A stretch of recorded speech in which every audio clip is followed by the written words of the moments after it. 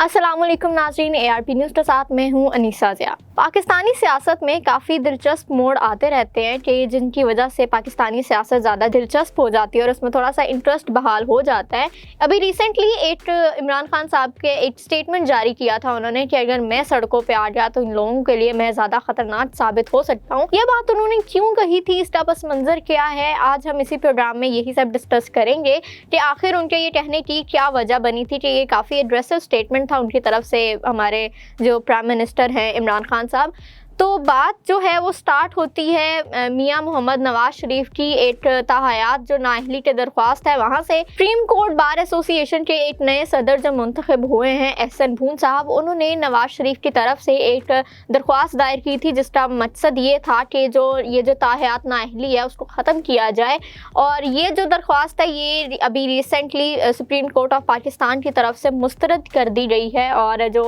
Supreme court of Pakistan के registrar हैं उनका इस बारे में ये कहना था कि इस तरह की जो फैसला है वो तो ऑलरेडी हो चुका है इस पर। तो ये जो आपने ताहयात नाअहली की दरख्वास्तें पहले भी दी हैं वो भी मुस्तरद हो चुकी हैं, तो एक और दरख्वास्त का कोई मतलब बनता नहीं है। और इसके बारे में अभी दोबारा जो एहसन भून साहब है उन्होंने फिर से कहा है कि मैं दोबारा से एक दरख्वास्त दूंगा कि जिसमें मैं जो इनके एतराज़ात हैं सुप्रीम कोर्ट ऑफ पाकिस्तान के जो एतराज़ात हैं वो मैं ख़त्म करने की कोशिश करूँगा ताकि ये जो ताहयात नाअहली लगा दी गई है वो ख़त्म हो सके।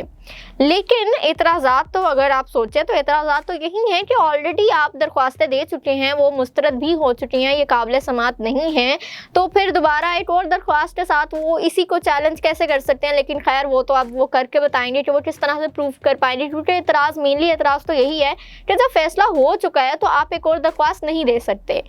तो वो इस एतराज़ को एक दरख्वास्त के साथ ही क्लियर करेंगे, ये काफ़ी कन्फ्यूजन वाली बात है। खैर उसके बाद ये ऐसा नहीं है कि सिर्फ जो नवाज शरीफ हैं उन्हीं की तरफ से दरख्वास्तें आ रही हैं, जो दूसरे जो दरख्वास्त गुजार हैं उन्होंने भी एक और दरख्वास्त दायर की है कि जिसका मकसद ये है कि जो ताहयात नाअहली की दरख्वास्त दायर की गई है उसको मुस्तरद कर देना चाहिए। उनके साथ में वजह भी ये दी गई है कि जो ट्रायल कोर्ट है उसने मियां मोहम्मद नवाज शरीफ को सज़ा दी थी और जो उनके पनामा के स्कैंडल्स खुले थे उनकी बेसिस पर उन्हें ये सज़ा दी गई थी कि उन्हें ताहयात नाअहल किया गया था। तो फिर ये जो दरख्वास्तें दी जा रही हैं फ़िलहाल कि उनकी ये जो ताहयात नाअहली है उसको ख़त्म किया जाए, तो ये एक काबिल समात दरख्वास्त नहीं है और इसको खारिज ही कर देना चाहिए।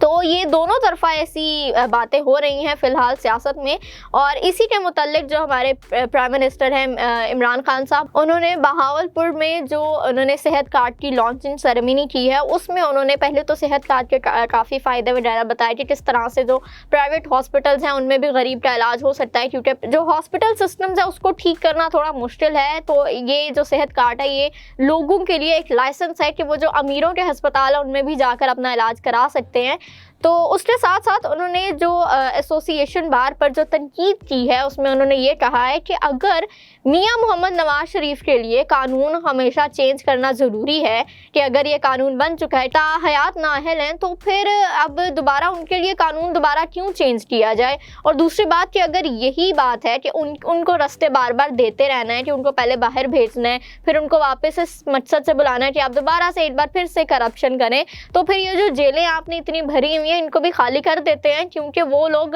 मियां मोहम्मद नवाज शरीफ जितने करप्ट नहीं हैं। ये तो है इमरान खान साहब की तनकीद है बार एसोसिएशन पर कि जो कानून है वो सबके लिए बराबर है और अगर किसी ने करप्शन की है तो अगर उनके बारे में फैसला सुना दिए गए हैं तो बार बार उन फैसलों को चैलेंज करना और कोई ना कोई लूप होल ढूंढ कर दोबारा से फैसला चेंज करना ये काबिले कबूल नहीं है। और ये तो फिलहाल अदलिया का भी एक तरह से टेस्ट हो जाता है कि अदलिया अपना किस तरह से जो इंसाफ के तकाजे हैं वो किस तरह से बरकरार रखती है, क्योंकि इमरान खान साहब का यही कहना था कि जेलों में फिर सिर्फ गरीब क्यों रहते हैं, गरीबों को भी बाहर निकाल देते हैं, हम वो भी इंजॉय करो, उन्होंने भी अगर कोई जुर्म कर दिया तो ठीक है हम उनके लिए भी माफ़ी तलाफ़ी कर देते हैं और उनके लिए भी सब जो सिस्टम है वो एक जैसा कर देते हैं कि अगर अमीर जेलों में नहीं जा सकते तो फिर गरीब को भी कोई हक नहीं है कि वो भी जेल में जाए, वो इनसे ज़्यादा करप्ट नहीं हो सकते, ये उनका कहना था। उसके अलावा उन्होंने ये भी जिक्र किया ये जो कि हमारे जो कौम है उसको भी बदलने की ज़रूरत है कि यहाँ पर पाकिस्तान में एक रिवाज बन चुका है कि जब भी कोई अमीर इंसान है वो करप्शन करता है, कोई जुर्म करता है, तो जब वो नैब की पेशियों पर जाता है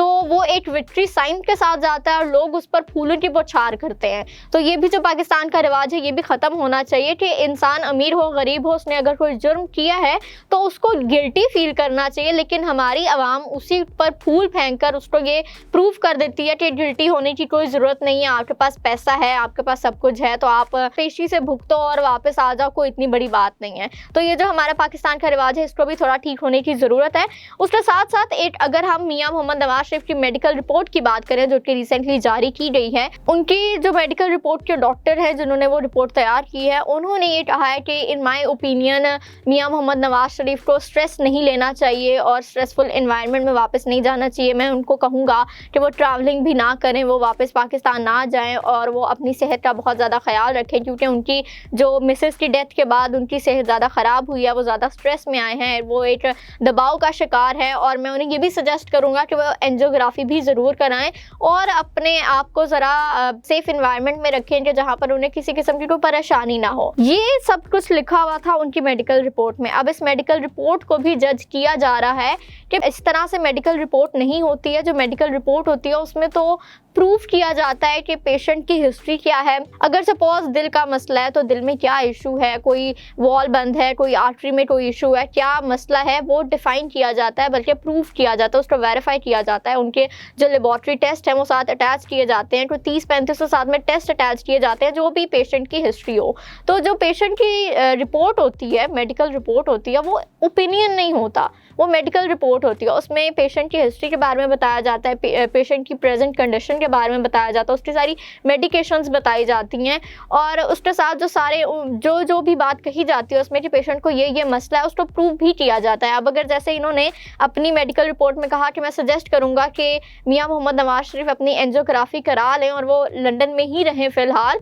तो उन्हें साथ में कोई टेस्ट साथ में अटैच करने चाहिए थे कि वो एंजियोग्राफी क्यों करानी चाहिए, उन्हें कोई इशू है या नहीं है, किस तरह से वो ये बात कह रहे हैं कि उन्हें एंजियोग्राफी की ज़रूरत है। तो इस बात पर भी काफ़ी तनकीद की जा रही है कि ये मेडिकल रिपोर्ट नहीं है बल्कि ये तो मेडिकल ओपिनियन है। मेडिकल रिपोर्ट का जिक्र हो रहा है तो हम एक और बात को ज़रूर मेंशन करेंगे जो कि अभी पाकिस्तान में काफ़ी ज़्यादा डिस्कस किया जा रहा है कि उनकी मेडिकल रिपोर्ट में एक सिंड्रोम मेंशन्ड है जिसका नाम है टेकुत्सुबो, और इसको अगर हम सर्च करें तो उसको आता है कि हार्ट ब्रोकन सिंड्रोम। तो ये जो हार्ट ब्रोकन सिंड्रोम है इसको काफ़ी ज़्यादा मीम्स में भी लाया जा रहा है कि ऐसा क्यों है कि जो नवाज शरीफ है उनका दिल टूट गया, और इस पर काफ़ी ज़्यादा गाने भी बन रहे हैं। जो दिल टूटने के गाने हैं उनको मियां मोहम्मद नवाज शरीफ के साथ अटैच भी किया जा रहा है कि शायद मियां मोहम्मद नवाज शरीफ का दिल टूट चुका है और इसकी क्या वजह है क्योंकि उनका दिल टूट चुका है, क्योंकि ये जो ब्रोकन हार्ट सिंड्रोम है ये मियां मोहम्मद नवाज शरीफ को तो नहीं होना चाहिए कि उनका दिल क्यों टोटे टोटे हो गया है। इसको काफ़ी डिस्कस किया जा रहा है, इन अ फनी वे मीम्स बन रही हैं इस पर।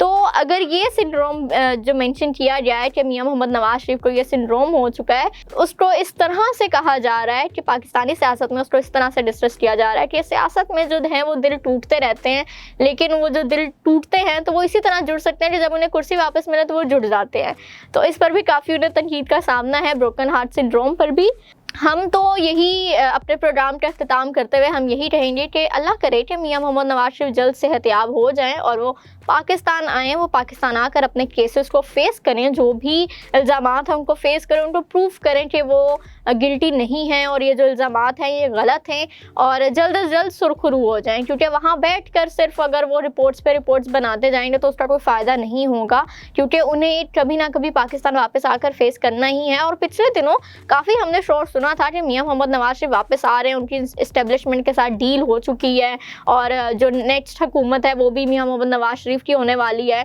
तो ये किस तरह से होने वाली है ये हमें भी इंतज़ार है कि किस तरह से वो जो ताहयात अहली का उन पर टाइटल लग चुका है वो किस तरह से रिमूव करेंगे। तो पाकिस्तान को भी